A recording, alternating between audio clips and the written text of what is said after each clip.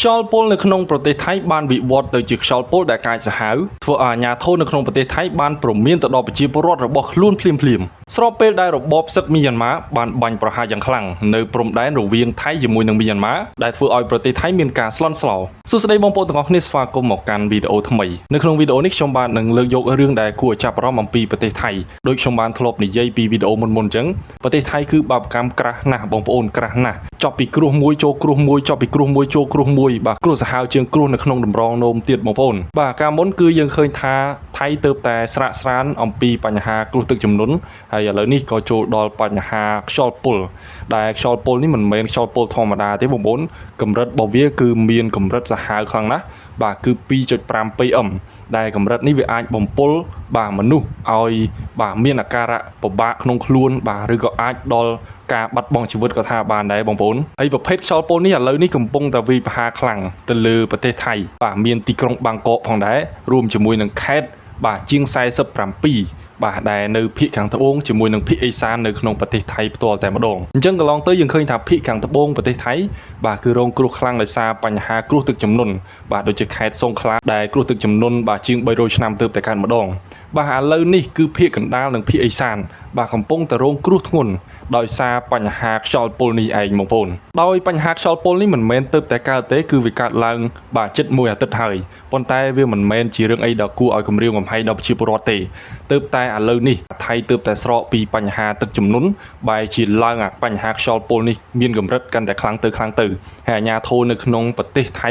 បានពមៀនដល់ប្រជាពលរដ្ឋបាទឲ្យមានការពាក់ម៉ាស់ភ្លាមបាទពាក់ម៉ាស់បងប្អូនពេលដែលចង់ចេញទៅក្រៅឬក៏ពេលដែលដើរចេញពីក្រៅផ្ទះហើយបើសិនជាអត់មានការចាំបាច់ទេបាទកុំទៅទីប្រជុំជនឬក៏កុំទៅជួបជុំអ្នកណាឲ្យសោះកន្លងទៅយើងធ្លាប់តែឮថាកូវីដអាជ្ញាធរបាទឲ្យពាក់ម៉ាស់បាទមិនមែនតែប្រទេសថៃទេគឺទាំងប្រទេសកម្ពុជាយើងក៏ដូចជាទូទាំងពិភពលោកបាទដែលឆ្លងជំងឺកូវីដនេះគឺត្រូវតែពាក់ម៉ាស់ដើម្បីការពារក៏ដូចជាមិនឲ្យមានការជួបជុំប៉ុន្តែឥឡូវនេះប្រទេសថៃប្រៀបដូចជាកូវីដលើកទី2អញ្ចឹងបងប្អូនបាទខ្យល់ពុលនេះគឺសាហាវណាស់យើងឃើញថាថៃបាញ់នៅតំបន់តាមព្រំដែនដាក់កងទ័ពយើងធ្វើឲ្យកងទ័ពយើងនឹងអ្នកខ្លះរបួសធ្ងន់បាទអ្នកខ្លះក៏បាត់បង់ជីវិតដោយសារតែបញ្ហាខ្យល់ពុលនេះឥឡូវនេះគ្មានអ្នកណាបាញ់ចូលប្រទេសថៃទេបងប្អូនដែលខ្យល់ពុលនេះវាកើតឡើងពីធម្មជាតិបាទនាំយកមកពីប្រទេសចិនហើយនឹងការដុតសម្រាមអីផ្សេងបាទដែលបង្កជាបរិយាកាសពុលដែលគេហៅថាខ្យល់ពុលហ្នឹងបងប្អូនហើយកម្រិតនៃការពុលហ្នឹងគឺវាប្រហែលទៅនឹងកម្រិតនៃការពុលដែលថៃបាញ់មកលើកម្ពុជាយើងនៅតំបន់ព្រំដែនដែរបងប្អូន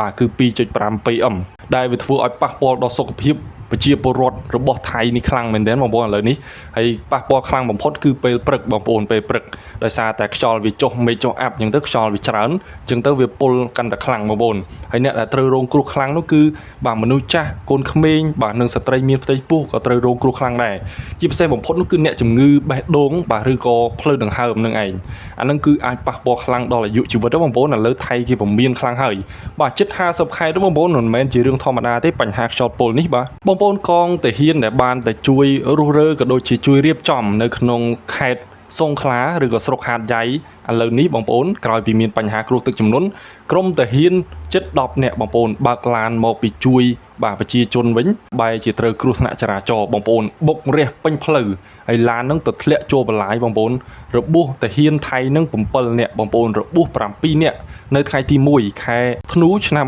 2025នេះផ្ទាល់តែម្ដងបងប្អូនអានេះបានន័យថាធ្វើបុណ្យអត់បានបុណ្យវិញទេកន្លងទៅយើងឃើញថាកាលពីទឹកជំនន់ខ្លាំងបងប្អូនមានក្រុមជួយសង្គ្រោះរបស់ប្រទេសថៃនឹងគេបានទៅបាទជួយដឹកសាកសពដែលបានលង់ទឹកស្លាប់ឬក៏ភ្លើងឆក់ស្លាប់អីចឹងទៅមានវីដេអូហ្នឹងគេថតបានបងប្អូនបាទគឺជួយដឹកមកកន្លែងតម្កល់យកមកទុកសិនអីចឹងទៅប៉ុន្តែមិនទាន់បានដល់កន្លែងផងបែរជាទូកហ្នឹងវាត្រូវលិចតាមផ្លូវបងប្អូនអានឹងយើងឃើញថាវីដេអូហ្នឹងបានន័យថាទូកកំពុងតែជិះដឹកសាកសពបងប្អូនវាត្រូវលិចតាមផ្លូវភ្លាមបងប្អូនហើយក្រុមអ្នកសង្គ្រោះហ្នឹងសំណាងឲ្យមានអាវពោងបាទដែលធ្វើឲ្យជួយអណ្ដែតកុំអីហ្នឹងមានបញ្ហាដល់ក្រុមជួយសង្គ្រោះទៀតអាចបាត់បង់ជីវិតបន្តទៀតអានេះបានន័យថាជួយគេហើយអត់បានបុណ្យទេវាបែរជាទៅជួយគេហើយវាត្រូវរងគ្រោះខ្លួនឯងទៀតបងប្អូនកាលនោះគឺលិចទូកប៉ុន្តែឥឡូវនេះគឺក្លាប់ឡានបងប្អូនធ្លាក់ចូលបន្លាយរបួសទាហាន7នាក់បងប្អូនមិនមែនជារឿងធម្មតាទេនៅថ្ងៃទី មួយបាទខែធ្នូឆ្នាំ2025នេះផ្ទាល់តែម្ដងបងប្អូនហើយធម្មតាឡានទាហានឡានអីបាទទុកទាហានអីដែលងាយកលាប់ដែលងាយលិចបែរជានេះបាទទៅជួយគេហើយត្រូវបានលិចត្រូវបានកលាប់វិញនេះវាអាចជាការប្រមាថមើលងាយមកដល់ដូនតាខ្មែរដោយយើងឃើញមានវីដេអូខ្លះក្រុមអ្នកជួយសង្គ្រោះនឹងទៅដាក់ចំណីឲ្យសត្វខ្ញុំធ្លាប់និយាយពីមុនហើយទៅដាក់ចំណីឲ្យសត្វឆ្កែដែលកំពុងតែបាទនៅលើដំបូលផ្ទះត្រូវលិចទឹកបងប្អូនកាលពីប្រហែលថ្ងៃមុនដែលទឹកលិចខ្លាំងបងប្អូនហើយក្រុមអ្នកជួយសង្គ្រោះនឹងវាសួរថាឆ្កែខ្មែរឬក៏ឆ្កែសៀមបើឆ្កែសៀមបានដាក់ចំណីឲ្យបើឆ្កែខ្មែរអត់ដាក់ចំណីឲ្យទេអានេះវាជាការប្រមាថមើលងាយមកកាន់ប្រទេសកម្ពុជាយើងខ្លាំងមែនទែននៅក្នុងប្រទេសដែលកំពុងតែមានអាសន្នហើយឥឡូវនេះយើងឃើញកម្មផលហុចឲ្យភ្លាមតែម្ដងបាទប្រមាថកម្ពុជាយើងបាទរបួសតែខ្លួនឯងទេបាទគ្រោះថ្នាក់តែខ្លួនឯងទេ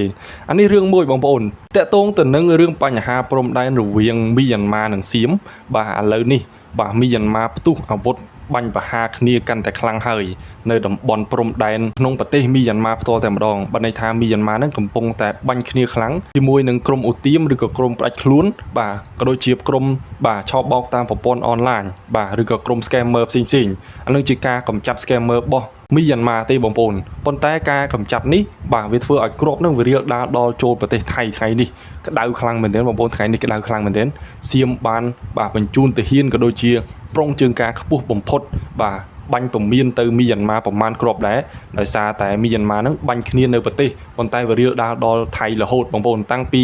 បាទថ្ងៃទី30ខែវិច្ឆិកាម្សិលមិញនេះរហូតដល់ថ្ងៃនេះបាទក៏នៅតែមានការផ្លោងជ្រុលគ្រាប់បាទចូលទៅកាន់បាទប្រទេសថៃវាធ្វើឲ្យជ្រុលគ្រាប់នឹងវាប៉ះពាល់ដល់ប្រជាពលរដ្ឋនៅក្នុងខេត្តតាកបាទស្រុកម៉ែសតផ្សេងហ្នឹងទៅ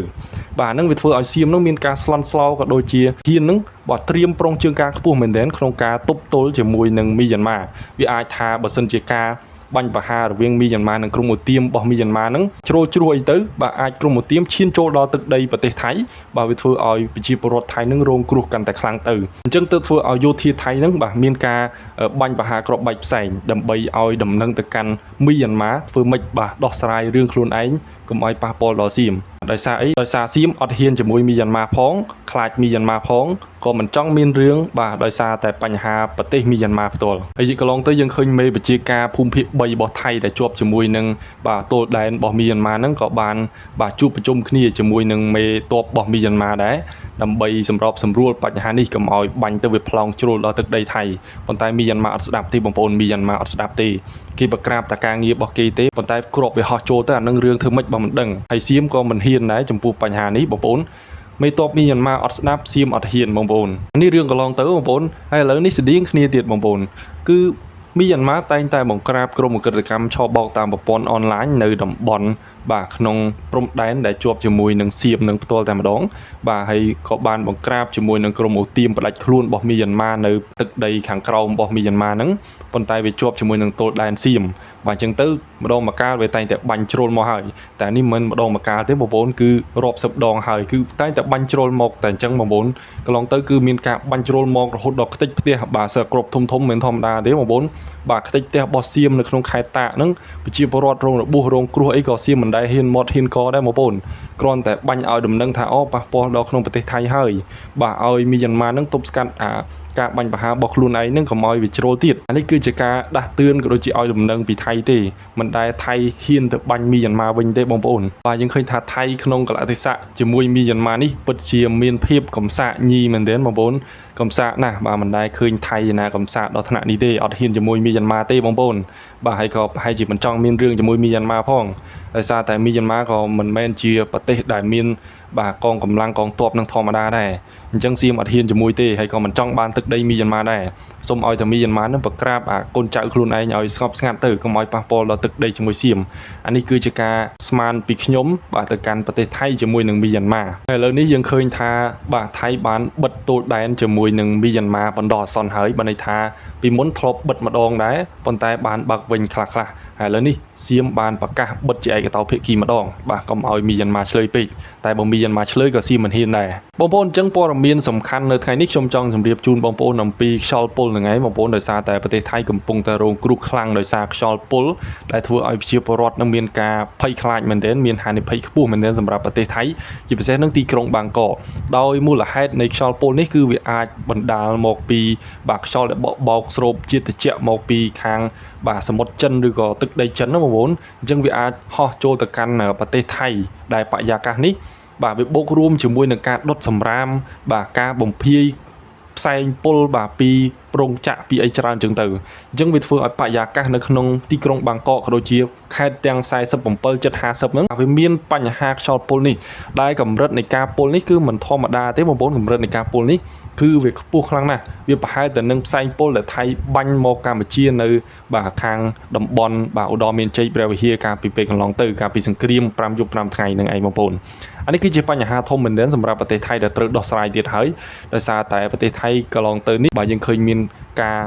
រងគ្រោះច្រើនមែនទែនអំពីបញ្ហាធម្មជាតិអញ្ចឹងថៃគឺកំពុងតែធ្វើសង្គ្រាមជាមួយនឹងធម្មជាតិយ៉ាងស្វិតស្វាញមែនទែនដោយទឹកជំនន់ទើបតែស្រកខេត្តសង្ខឡាមិនទាន់បានដោះស្រាយចប់រួចរាល់ផងត្រូវសងដល់ប្រជាពលរដ្ឋម្នាក់2លានអ្នកដែលត្រូវស្លាប់ម្នាក់2លានអញ្ចឹងជាង1000អ្នកបងប្អូនគុណមើលទៅប្រមាណ100លានអានេះមិនទាន់ដោះស្រាយអស់ផងឥឡូវបែរជាមានបញ្ហាខ្យល់ពុលនេះមកទៀតប៉ុន្តែខ្យល់ពុលយើងមិនទាន់មានតួលេខថាមានអ្នករបួសឬក៏មានអ្នកដែលបានបាត់បង់ជីវិតដោយសារបញ្ហាខ្យល់ពុលនេះទេប៉ុន្តែអាជ្ញាធរនៅក្នុងប្រទេសថៃកំពុងតែពំមានអំពីហានិភ័យនៃបញ្ហាខ្យល់ពុលនេះខ្លាំងមែនទែនព្រោះវាជារឿងគួរឲ្យបារម្ភមែនទែនបងប្អូនគិតមើលថាខ្យល់ពុលគ្រាន់តែដកដង្ហើមយើងដកដង្ហើមស្រូបខ្យល់អញ្ចឹងវាអាចនឹងពុលអញ្ចឹងអានេះវាជារឿងមួយដែលងាយស្រួលក្នុងការឆ្លងមែនទែនវាដូចជាកូវីដអញ្ចឹងបងប្អូនកូវីដគ្រាន់តែយើងប៉ះដៃឬក៏គ្រាន់តែយើងដកដង្ហើមតាមខ្យល់ហ្នឹងវាស្តៀងតែគ្នានឹងឯងវាឆ្លងឥឡូវនេះខ្យល់ពុលគឺវាស្តៀងគ្នានឹងឯងហើយអាជ្ញាធរក៏ពំមានទៅដល់ប្រជាពលរដ្ឋថៃឲ្យពាក់ម៉ាស់ឲ្យជាប់តែម្ដងដោយសារតែការដកដង្ហើមទៅនឹងវា